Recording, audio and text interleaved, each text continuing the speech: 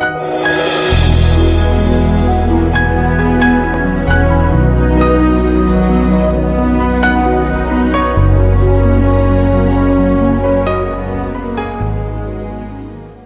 avec moi ce matin, le diable est un menteur.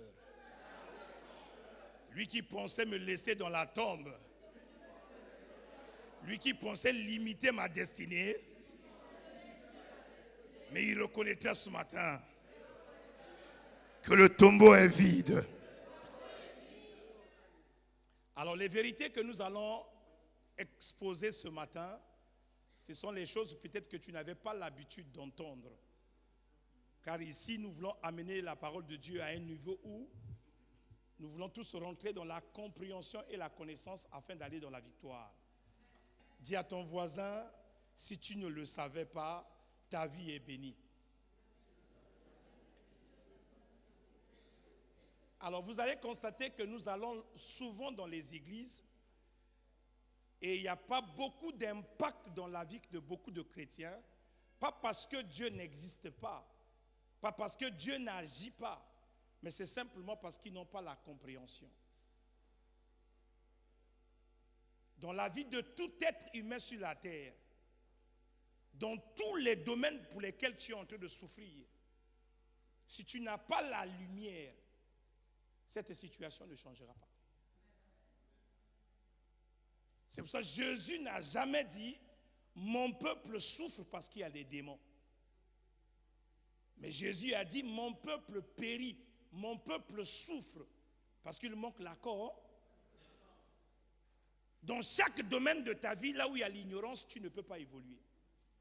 Dans chaque domaine de ta vie, là où il n'y a pas la compréhension, tu n'as pas la victoire.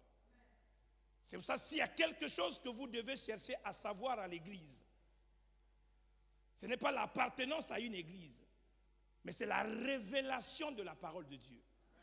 Ton amen m'embête. Donne-moi un amen de champion. Amen. Seigneur, mes lèvres sont impures, mais ta parole est ointe. Oint mes lèvres d'argile afin que je sois à mesure de proclamer la parole selon ce que tu penses. Afin que par la découverte de cette révélation, que le peuple qui est assis dans cette salle puisse sortir des ténèbres pour ton admirable lumière, afin qu'il puisse contempler les merveilles de ta gloire. Je te remercie parce que tu es un Dieu tout suffisant. Chacun sortira de cet endroit avec une liberté totale. Et le nom de Jésus sera glorifié. Tout pour ta seule gloire. Au nom de Jésus, nous disons Amen. Hébreux chapitre 11, verset 6 dira quelque chose. La Bible dit, sans la foi, il est impossible d'être agréable à Dieu. Sans la foi, il est impossible que tu vives la vie chrétienne.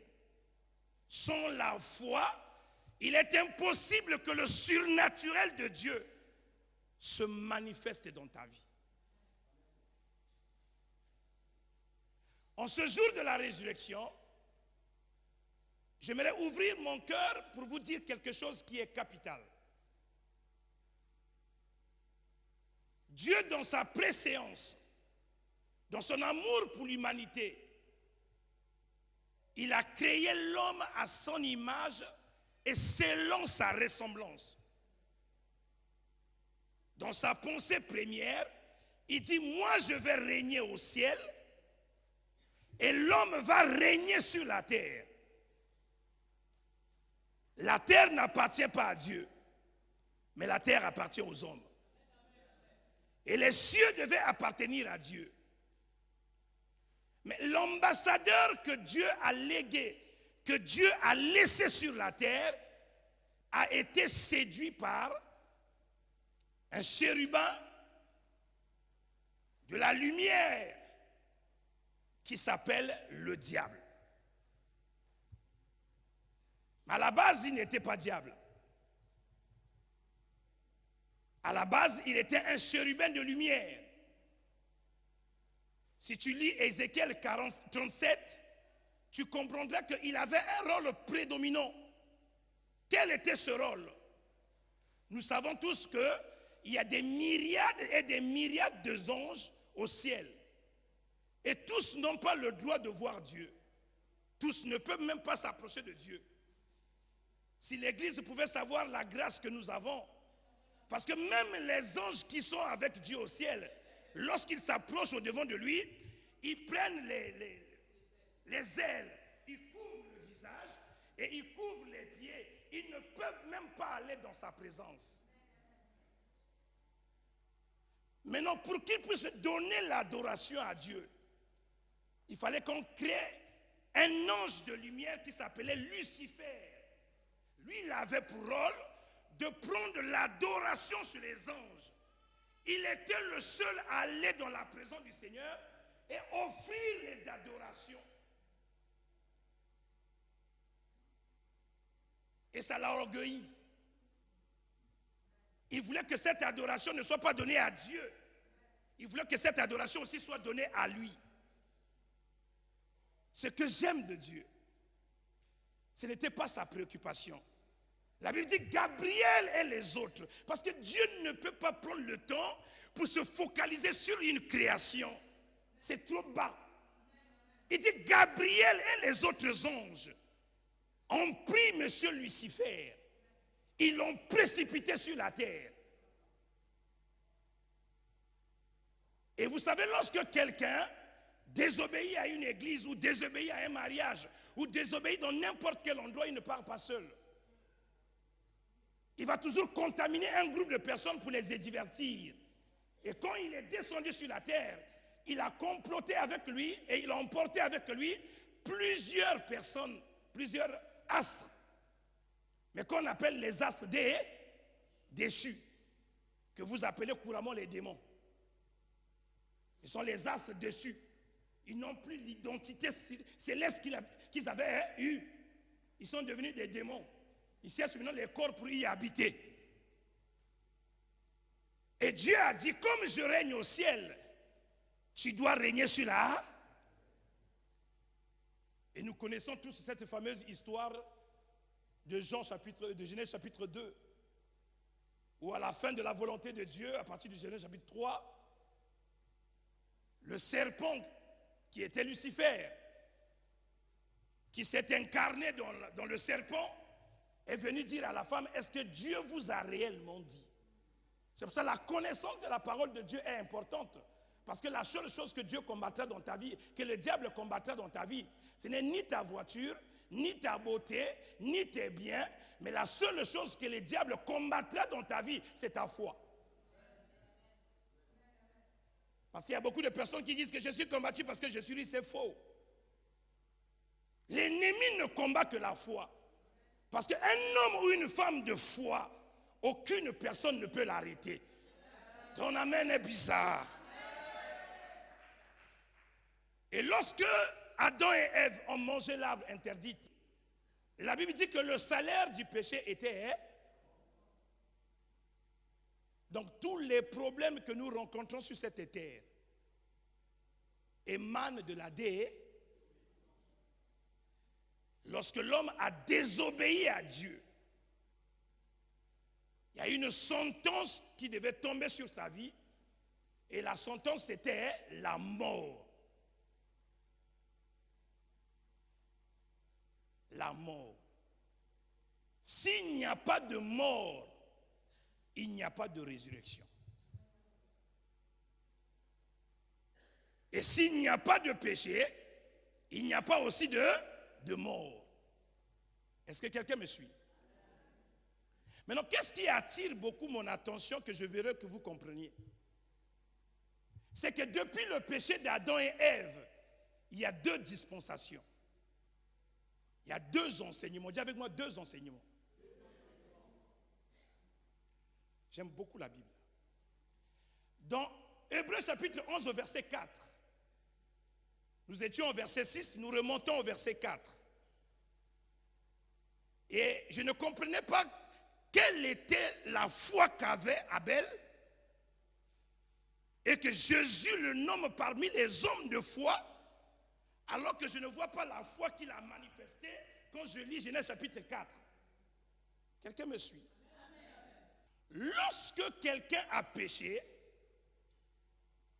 et qu'il est à mesure de faire des enfants, il faudrait qu'il donne un conseil à ses enfants afin de ne plus tomber dans la même situation que lui.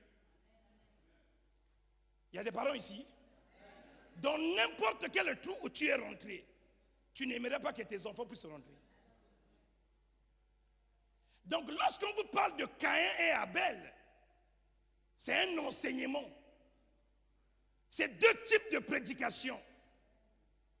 C'est la prédication sur les efforts et la prédication sur la grâce.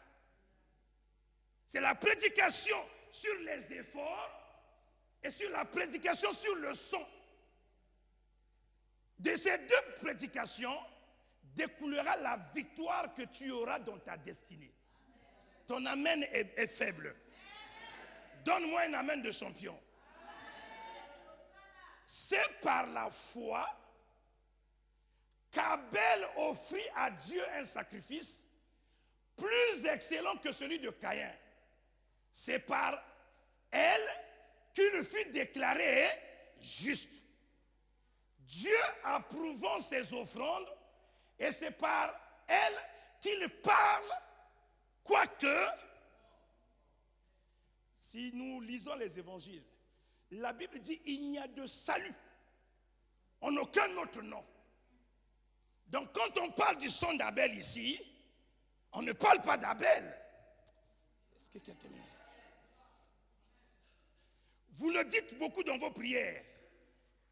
Le sang d'Abel crie plus que le sang des démons. Et de la même manière que le sang d'Abel crie, que le sang de Jésus puisse crier pour moi. Ici, le son qui crie, c'est le son de l'offrande que Abel avait donnée à Dieu. Et quelle est l'offrande que Abel avait donnée à Dieu? Abel a donné à Dieu un agneau. Et quand on parle de l'agneau, on parle de Jésus de Nazareth.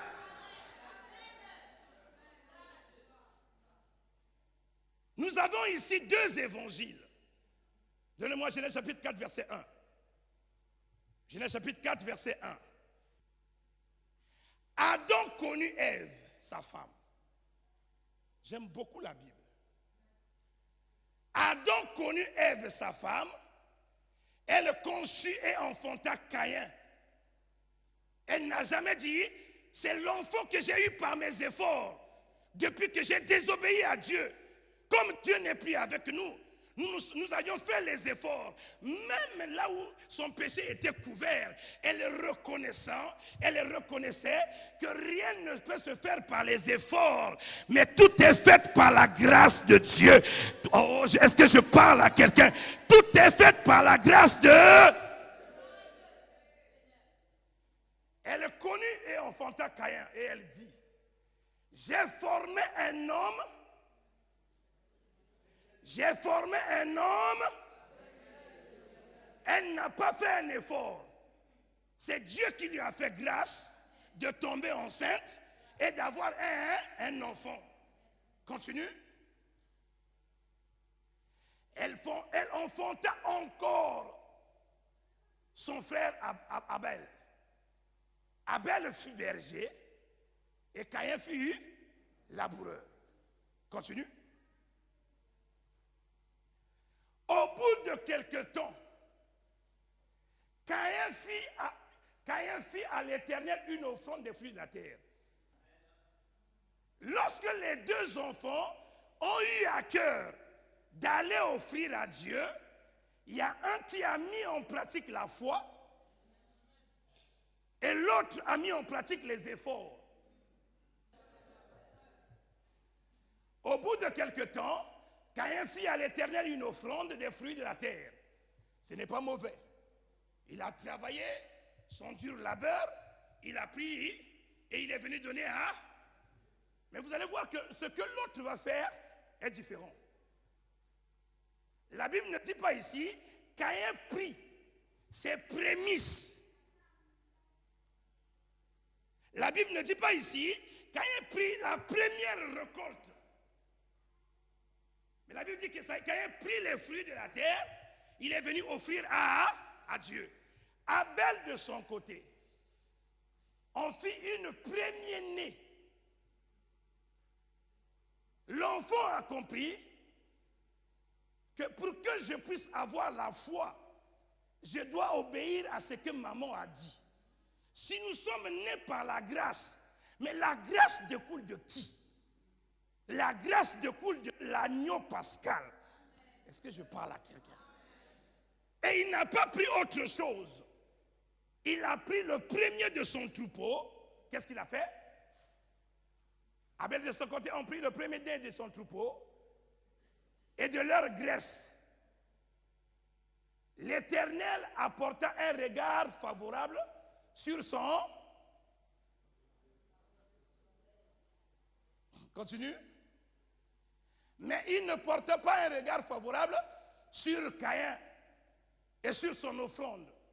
Caïn fut très irrité et son visage fut abat. Vous connaissez tous l'histoire jusqu'à ce qu'il a tué Abel. Mais ici, la clé des clés, c'est qu'il y a deux dispensations que le monde est en train d'enseigner. Il y a la religion et le christianisme. Le christianisme est né du sang et la religion est née des efforts. Si nous sommes religieux, que nous ne nous attendons pas un seul jour dans notre vie, qu'il y aura une transformation et qu'il y aura une victoire et qu'il y aura un changement. Si nous voulons que le changement se manifeste dans notre vie, nous devons adhérer à l'évangile de la grâce où tu ne fais pas un effort. Nous sommes sauvés par la grâce au moyen de notre foi. S'il n'y a pas un sang qui est versé, il n'y a pas rémission du péché et nous ne sommes pas enfants de Dieu.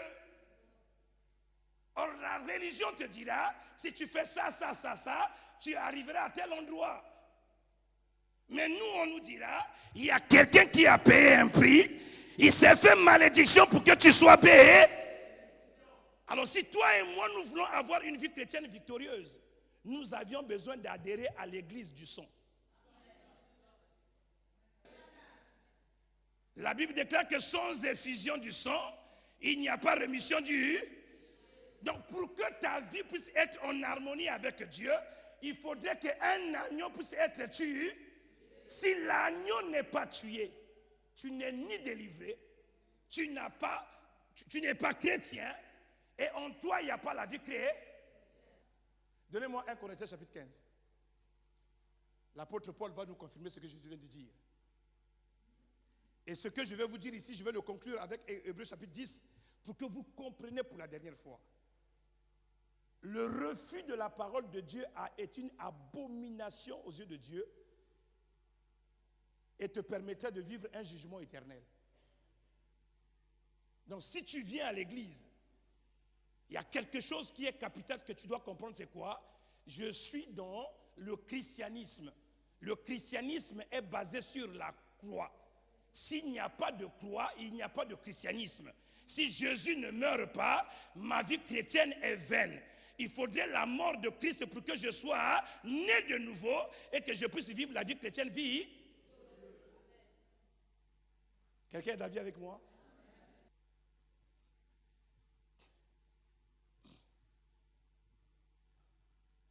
Je vous rappelle, frères, l'évangile que je vous ai annoncé, que vous avez reçu, par lequel vous avez persévéré. Continue. Et par lequel vous êtes sauvés. Si vous retenez tel que je vous l'ai annoncé, autrement vous aurez cru en vain. Quel est l'évangile que l'apôtre Paul a annoncé? Continue. Je vous ai enseigné avant tout, comme moi aussi je l'ai reçu. Parce qu'on ne donne que ce qu'on a. Si l'apôtre Paul n'a pas compris l'évangile, il ne peut pas être le meilleur des apôtres. C'est sa compréhension de l'évangile qui nous donne, afin que de la même manière que lui il a été sauvé, que nous soyons aussi sauvés. Le christianisme n'est pas le fruit des efforts. Je vous ai enseigné avant tout comme je l'ai aussi reçu, que Christ est... Christ n'est pas mort pour rien. Christ est mort pourquoi? Tu as péché où? Le péché émane d'Adam et Ève. C'est Adam et Ève qui ont péché. Et la Bible dit que comme ils ont péché, ils sont privés de la gloire de Dieu. Ça veut dire que pour que Dieu puisse récupérer son peuple, il faudrait que le péché qui est dans la vie d'Adam et Ève puisse être extirpé, puisse être ôté. Mais la sentence était la mort. On a dit le salaire du péché c'est là, le don gratuit c'est la vie éternelle. Mais pour que Jésus puisse récupérer la vie éternelle, il faudrait que Jésus puisse mourir. S'il n'y a pas la mort de Christ, il n'y a pas la victoire. Tu ramènes mon bête. Christ est mort pour nos péchés, selon les Écritures. Continue. Qu'il a été enseveli. Hier, Jésus était sous terre. Depuis vendredi, le corps de Jésus est sous terre, inerte, sans force, parce que la vie de Dieu n'était plus. Quelqu'un me dirait, mais il est enfant de Dieu, oui. Mais comment la vie de Dieu n'était plus en lui? À la croix, il a reconnu devant tout le monde que la vie de Dieu n'était plus en lui. Il dit, Père, Père, pourquoi tu m'abandonnes? Si Dieu a abandonné une personne, pourquoi on a abandonné Jésus? Parce qu'il portait les péchés de Fernand. Est-ce que je suis en train de parler à quelqu'un? La mort de Jésus est un gain pour toi. La bénédiction vient par la mort d'une personne. Si on ne reconnaît pas sa mort, on ne sera jamais béni. Je suis en train de vous dire la vérité. Quand on parle de l'évangile c'est la naissance de Jésus. L'évangile c'est la souffrance de Jésus. L'évangile c'est la crucifixion de Jésus. L'évangile c'est l'ensevelissement de Jésus. L'évangile c'est la résurrection de Jésus. L'évangile c'est la glorification de Jésus. Ce n'est pas autre chose. Si quelqu'un te dit j'ai envie de te prêcher l'évangile, dis-lui prêche-moi la mort de Jésus. Prêche-moi la naissance de Jésus. Prêche-moi l'ensevelissement de Jésus. Prêche-moi la résurrection de Jésus. Prêche-moi l'ascension de Jésus. Prêche-moi la glorification de Jésus. C'est à cela que nous appelons l'évangile n'est pas les liens. Nous avions prêché dimanche passé sur les souvenirs. Et Dieu avait dit, l'apôtre Pierre l'a répété dans Actes chapitre 2. Il dit, vous aviez pensé que Dieu parlait de David, que son cadavre devait rester en terre. Nous connaissons la tombe, nous connaissons l'endroit où la tombe est. David est toujours sous terre. Mais notre Dieu parlait d'un homme qui ne pouvait pas rester sous terre. Il s'appelait Jésus de Nazareth. Il s'appelait Jésus de Nazareth. Il ne peut pas rester en terre éternellement. Parce que Dieu devait se souvenir de lui. Il a été enseveli. Dis avec moi, j'aime l'ensevelissement de Jésus. Si tu es dans cette salle ce soir et que tu avais une forteresse dans ta tête, Jésus a dit, tous ceux qui sont nés de Dieu triomphent le monde. Et la puissance qui triomphe le monde, c'est notre...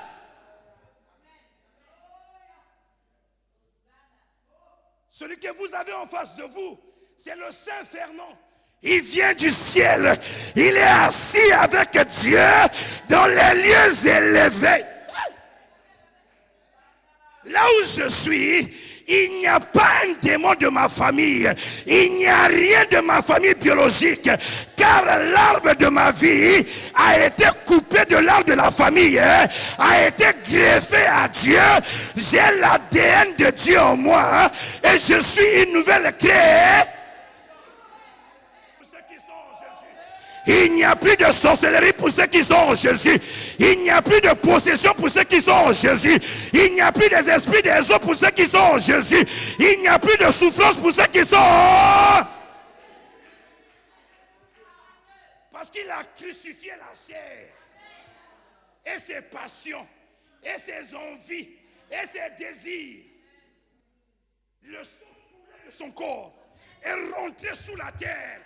neutraliser la terre qui était maudite. Il n'y a pas un endroit où un enfant de Dieu ne peut pas réussir.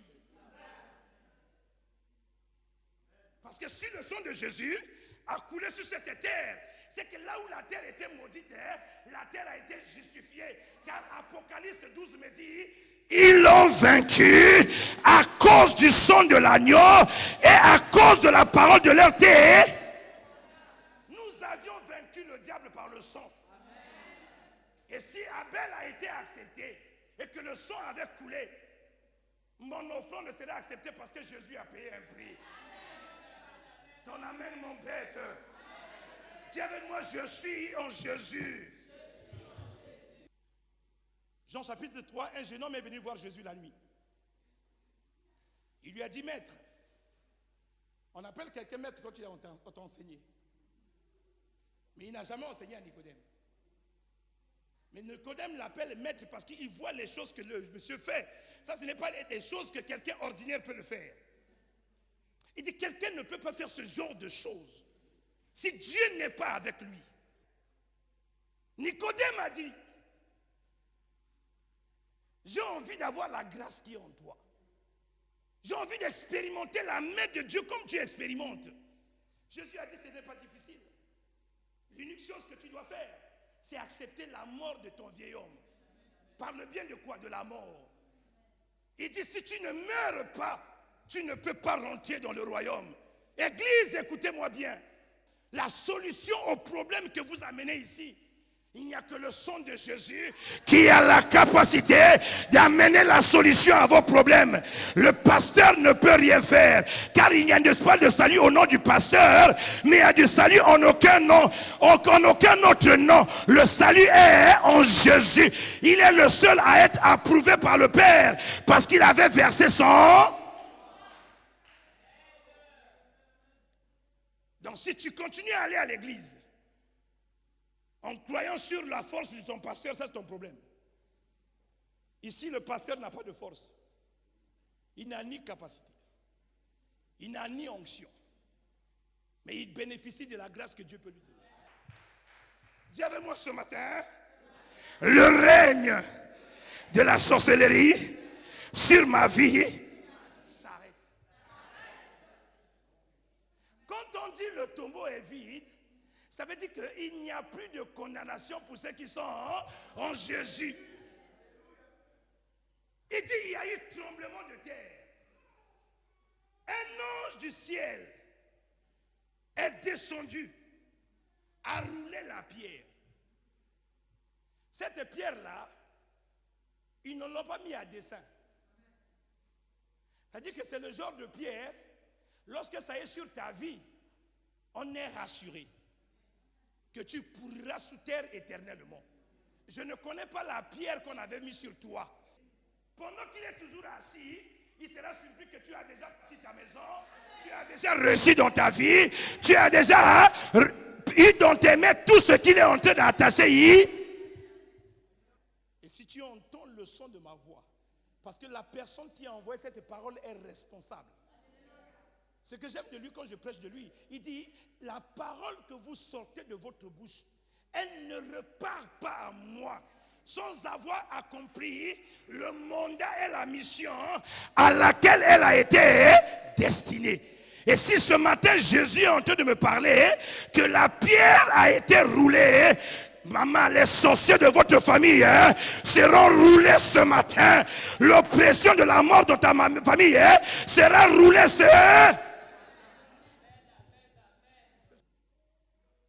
Mais la Bible dit que lorsque la pierre a été roulée, l'ange qui a été envoyé pour rouler la pierre, il ne doit pas repartir au ciel. Il doit t'asseoir dessus. Et je dis à quelqu'un ici, la personne qui en voulait à ta vie, il y aura un ange qui viendra s'asseoir sur sa vie. Au lieu que ce soit toi qui soit limité, c'est maintenant lui qui est limité. Car la Bible a dit par la bouche d'Abraham, celui qui te bénira sera béni, et celui qui te maudira sera... Comme c'est lui qui a amené la pierre, au lieu que la pierre repart sur toi, la pierre sera sur lui, elle restera sur lui, éternelle. L'aspect de l'ange était comme un éclair. Et son vêtement était blanc comme la neige. Les gardes tremblèrent de peur et devinrent me corrompre. Bien aimé, les gens qui ont voulu... Vous savez, il n'y a pas plus peureux que le sorcier. Si le chrétien le savait. Il n'y a pas plus peureux que le sort. Vous savez que l'animal qu'il est parti rentrer dedans pour aller mentir à la femme, qui est le serpent est le plus peureux des animaux. Quand le serpent entend un petit bruit dans la forêt, il ne se lève pas pour te piquer. En fait, il veut avoir l'information sur la personne qui a foulé ses pieds dans la forêt. Par peur, il vient te grimacer. Il est peureux, le serpent. Il dit, on a mis les gardes. Quand on met un garde, c'est quelqu'un qui a la mesure d'affronter les situations qui arriveront devant de lui. Mais un simple tremblement de terre leur a mis la peur. Je dis à quelqu'un ici ce matin, lorsque la main de Dieu va se manifester dans ta vie, ça va s'aimer ce qu'on appelle la terreur. Oh, je dis à quelqu'un, n'aie pas peur de ceux qui te font du mal. Eux-mêmes, ils seront surpris de te voir être élevé, de te voir être béni et de te voir être pro. Mais l'ange prit la parole. L'ange ne parle pas aux gardes. Il dit aux femmes, la terreur que j'ai amenée ici, elle n'est pas la vôtre. Mais elle est la terreur des personnes qui vous ont fait terreur. Je dis à quelqu'un ici, Dieu va te venger. Dieu va te venger. Dieu combattra pour toi. L'ange prit la parole et dit aux femmes, pour vous, ne craignez pas, car je sais que vous êtes venus chercher Jésus qui était le dimanche à l'aube. Le Saint-Esprit est venu le sortir de la tombe. Vous aviez constaté avec évidence que le Saint-Esprit l'a ressuscité. Au lieu de manifester le témoignage et la foi, pourquoi vous manifestez l'émotion?